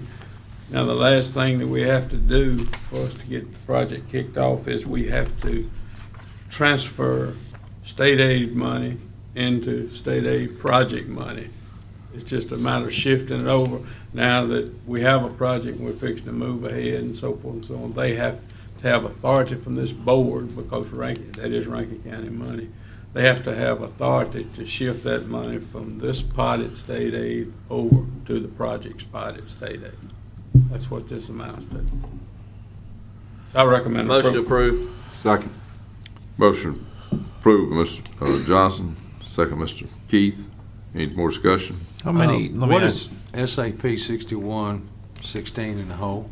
What now? What is that project? That is our big overlay project that we started, you know, that Ed Camp is working on. We had about. how many roads were on We there? had about, mileage-wise, we had, I think, over 30 in the original contract, you know, when we came back and added those roads to it, you know. Oh, these are the ones that Tim brought up last week? Yes, The sir. Lake Road, everything in District 4 again? Okay. Yeah, I don't recall that, but Yeah. I'll call question. Let's take a vote. Got a motion and a second. All in favor, say aye. Aye. All opposed? Okay. Let me ask you a question while You I've got stirred you up up enough, here. Mr. Parker. You I do go have sit a back question. down. Yes, I You believe go I sit do. down, I Mr. do have a Slade. question. Time for you to jump in. I do have a question on state aid. I want to see, you know, we talked to you before about Luckney Road. Have we Yes. moved any further on that as far as state aid or anything working with the city of Not a whole Brandon? lot. Now, we have discussed it with state aid Okay, about programming a project. okay, Now, the thing about it is that state aid funds, probably the next large allotment of state aid funds yes, sir. will be this time next year. Okay, A new board term, right, but we have, to answer your question, we have been in discussions with them. Yes, sir, Okay. on Luckney Road. so we're And moving, at some point, I will come to the board, when we get to that stage with state aid, I will come to the board and, with a program and see if the board wants to approve that program to plan on utilizing state aid monies on that particular project. okay, Mr. thank you. Parker, I understand the Highway 471 four-lane project is gonna somewhat alter the Luckney Road intersection to some degree. May wanna check into that. Yes, sir. Yes, It sir. may tie in That really intersection, well. yes, sir, that intersection is just being relocated a little bit, I believe, a little bit to the north, isn't it, Mayor? Yeah, but the mayor had emailed me some, plans of that particular area, but that would not affect, because when we put because it's gotta be that particular state aid job, if it's done under state aid, it'd have to be a reconstruction project, period, paragraph. So the relocation of that intersection would not have any effect, you know, because you're gonna be getting an awful lot of right-of-way to start with to build that road. So it's gonna be a very expensive project. But to answer your question, Mr. Johnson, the relocation of that connection would not have any effect. So, Is that your Well, I question? understand that. Are we trying to but get I'm just saying additional- it, since construction is gonna be ongoing, on Highway 471 and the Luckney Road interchange, Yes, sir. as well as the city streets that are Mhm. proposed to be built. I just think it'd be a great time to tie that in and Time of what? make it a state aid road and go ahead and do the right-of-way acquisition and so forth. Well, Luckney Road per se is on the system. The problem with Luckney Road is no money has been spent on that section of Luckney Road.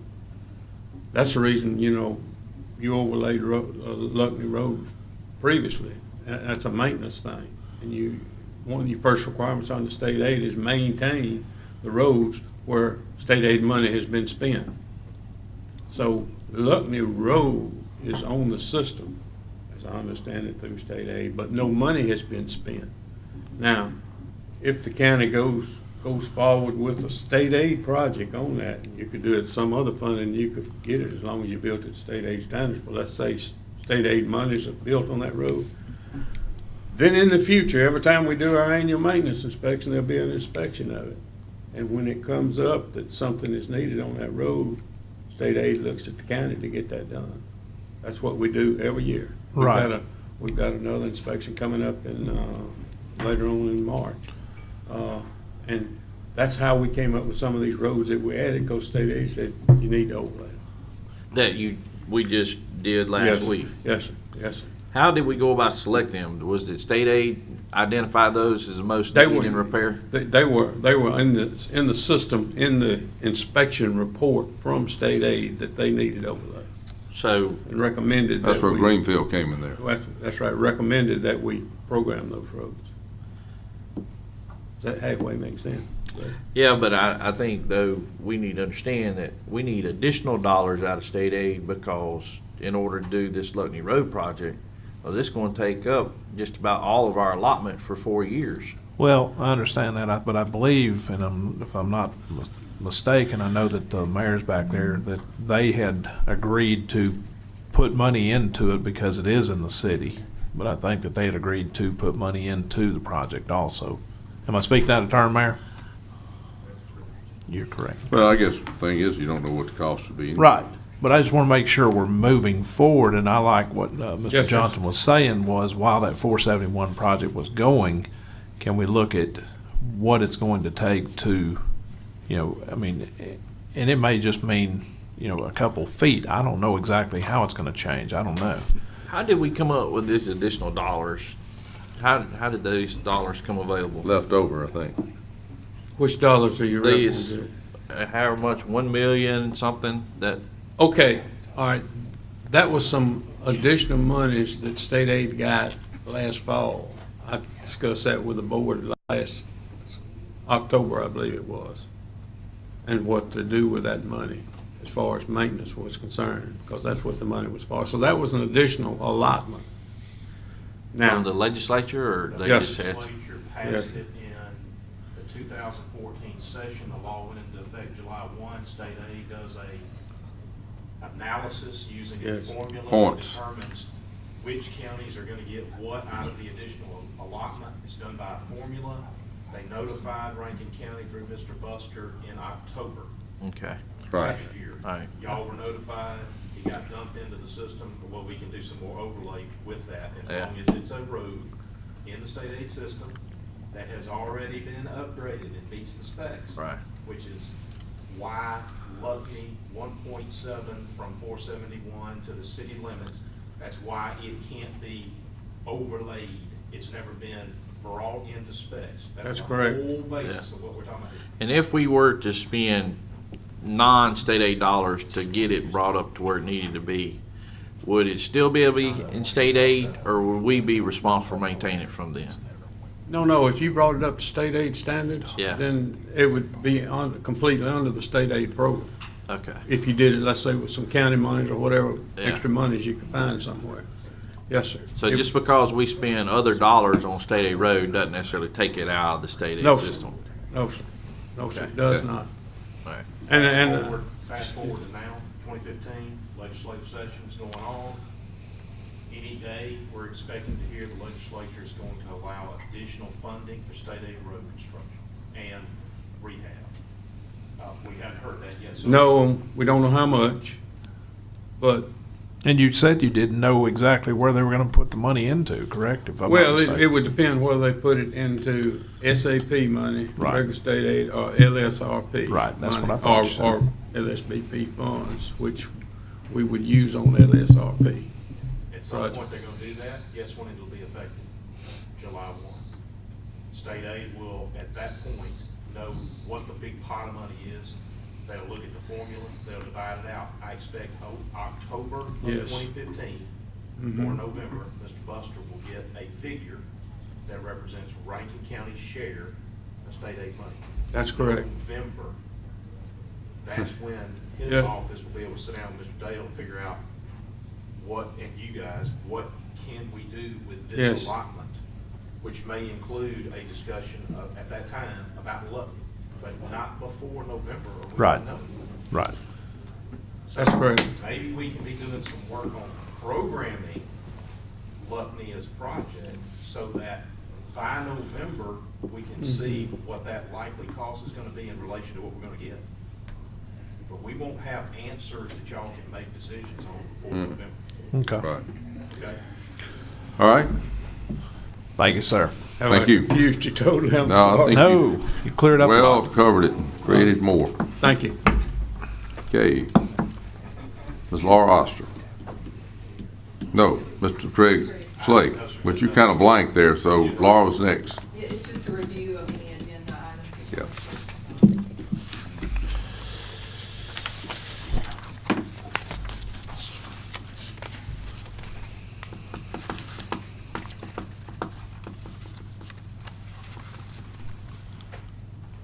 Pearl High School soccer team. I was wondering about that.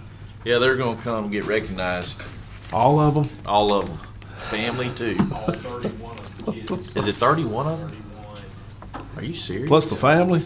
Boy, We're having it in here? Can we have them go first? yeah, I think we need to. Sounds good. Did you get some stuff great. on them? I've got a couple more pieces. Resolution ready, I've got a couple more pieces of information that got to be stuck in there and waiting here. In all seriousness, can we put them first? I think that'd probably be best, don't you? Sure. All right. Otherwise, you won't have any I place to would. sit. Well, I for see anyone. there's a couple other that were on here for, Like what? Oh, no, we'll move them up, all yeah. right. No Not a question. problem. I'm making edits to it anyway, and I'll have everything ready. Just to put you on notification, I won't be here on Monday, but Mr. Slade's gonna handle part of it, and Jessica's gonna do the other part. Ugh. That means we won't get anything recorded that day. I have put Rusty on alert, too. I was talking about Craig, not you.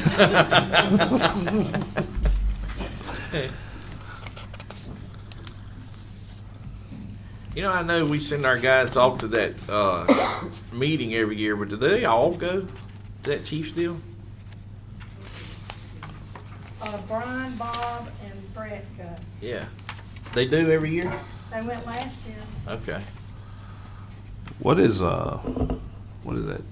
10C, consideration of potential action to approve amendment to Rankin County Transit Vendor Ordinance. Yeah, what is that? Yeah, I was just going to ask that. This basically, Oh, never mind. Sheriff Mount, It says. This is a clarification that's gonna help the sheriff out. We've got, a transit vendor ordinance that we updated, last year, or maybe 2 years ago, to account for the fact that we have some fire departments that use photographers to do some yeah. fundraising, and we need to make some adjustments there. And so we tightened up our ordinance. One of the provisions, one of the sections deals with the fact that our transit vendors have to be licensed. But they have to they generally like to go into high-density development subdivisions other places. What we have out in the county, in a few places, are subdivisions that have placed no solicitation signs on their entrances. Right. And so there was confusion created because it wasn't addressed in order that a vendor who obtained a license could then go into a subdivision development that had a no solicitation sign because they have a license. Hmm. In other words, I can solicit here because I have a license. This is just for people that don't have a license. So the sheriff wants clarification, I think, rightfully so that we can tell even licensed vendors that if the subdivision has a no solicitation sign, every property in the development's off limits. Correct. I agree. That's the only change. That's what, that's, it won't. Well, we're gonna tell the residents get mad with the sheriff's giving out permission to break their neighborhood ordinance, not no solicitation, we're just taking off any kind of sign. Because they think they have a license and stuff, they can just break that through there. Gotcha. Yeah. If I may, just to clarify, the use of no solicitation signage by a subdivision is probably not constitutional, but that's not an issue for us on our side. We're not the arbiters of whether it's constitutional or not. Mm-hmm. If a solicitor wants to challenge a subdivision reg that says no solicitation, they're welcome to do that. We just wanted to clarify in our ordinance, we're not licensing you to violate the sign. Right. That's all we're doing. Okay. All right. I don't have anything. Okay, anybody else see anything else? Nah, I didn't see anything else. Laura, Got we do today? executive session? Oh. Okay. Well, I'll make a motion to discuss the need to go in executive session. Second. motion from Mr. Johnson, second Mr. Wilcox. All in favor, say aye. Aye. All opposed? Okay. There. For personnel. Okay. Personnel. Okay.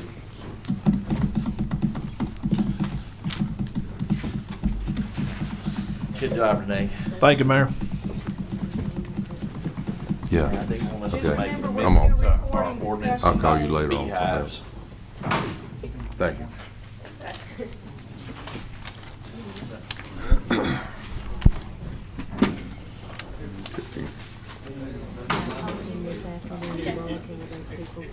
Yeah, I saw him yesterday, he didn't even mention it. He didn't say one word. Yeah, oh yeah. Yeah, what time is it? Yeah, oh yeah, I will. You wanna talk to me about my bridge? All right. Or the lack thereof? Yeah. Yeah, man. I tell you, I left my phone.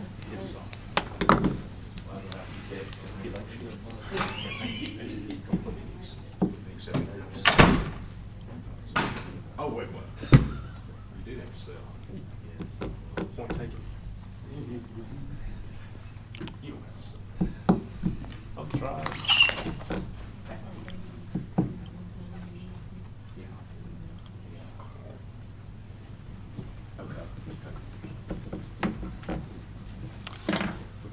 Right, you know, I saw him yesterday, he didn't say one word. Really? I started to bring it up, he didn't say a word.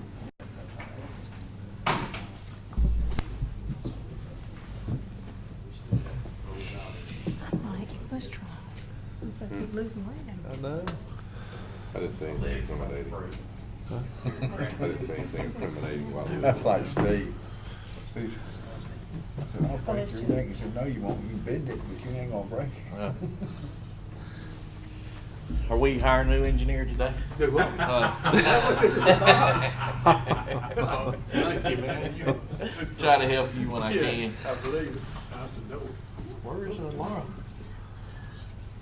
Where is she? No, you're not Laura. She's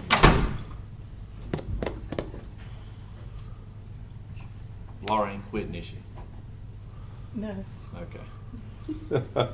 Just making sure. Oh, believe me, I'll send red flags. All right.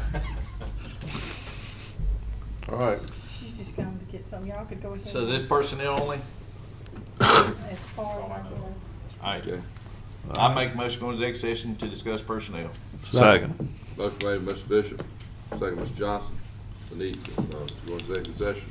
All in favor say aye. Aye. All opposed. Okay. As soon as I get through, we don't-